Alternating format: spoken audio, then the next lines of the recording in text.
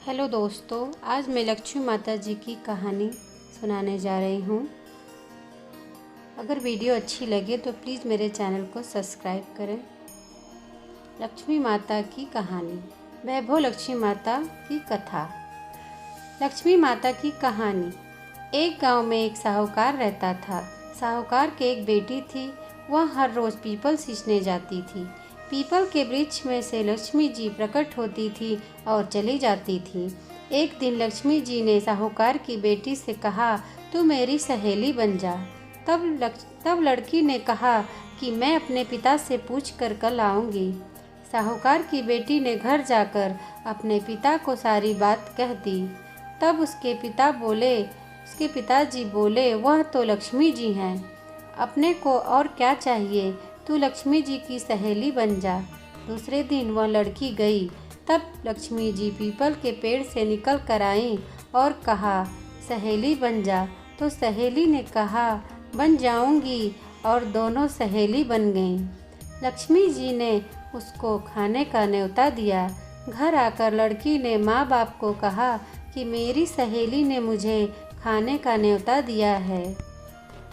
तब बाप ने कहा कि सहेली के जीमने जाइयो, पर घर को संभाल कर जाना। तब वह लक्ष्मी जी के यहाँ जीमने गई तो लक्ष्मी जी ने उसे 2 साल ओढ़ने के लिए दिया। 2 रुपये दिए। सोने की चौकी, सोने की थाली में 36 प्रकार का भोजन व्यंजन करा दिया। जिम कर जब वह जाने लगी तो लक्ष्मी जी ने पल्ला पकड़ लिया और कहा कि मैं भी तेरे घर जिमने आऊँगी। तो उसने कहा, आ जाइयो।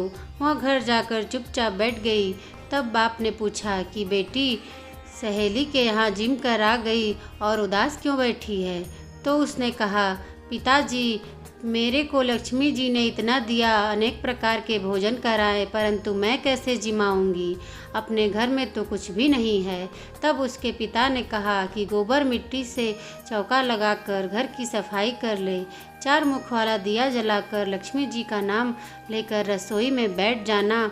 लड़की सफाई करके लड्डू लेकर बैठ गई। उसी समय एक रानी नहा रही थी।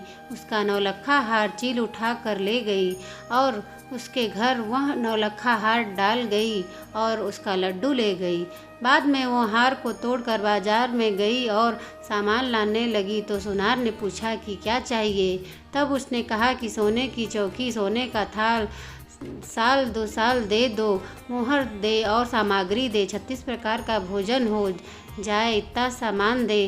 सारी चीज़ें लेकर बहुत तैयारी करी और रसोई बनाकर गणेश जी से कहा कि लक्ष्मी जी को बुलाओ।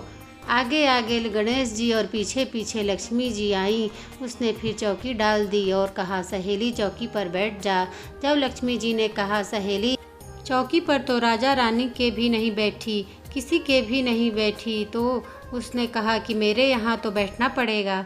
फिर लक्ष्मी जी चौकी पर बैठ गई। तब उसने बहुत खातिर की। जैसे लक्ष्मी ने करी थी वैसे ही उसने करी। लक्ष्मी जी उस पर खुश हो गई। घर में खूब रुपया एवं लक्ष्मी हो गई। साहूकार की बेटी ने कहा, मैं अभी आ रही हूँ, तुम यहीं बैठी रहना। वह चली गई। लक्ष्मी जी गई नहीं और चौकी पर बैठी रही।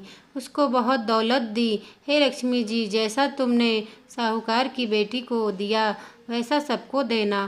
कहते सुनते हुकार भरते अपने सारे परिवार को दियो। पीहर में देना, ससुराल में देना, बेटे पोते को देना। हे लक्ष्मी माता, सबका कष्ट दूर करना, दरिद्रता दूर करना, सबकी मनोकामना पूर्ण करना। प्रेम से बोलो, जय माँ वैभव लक्ष्मी जी।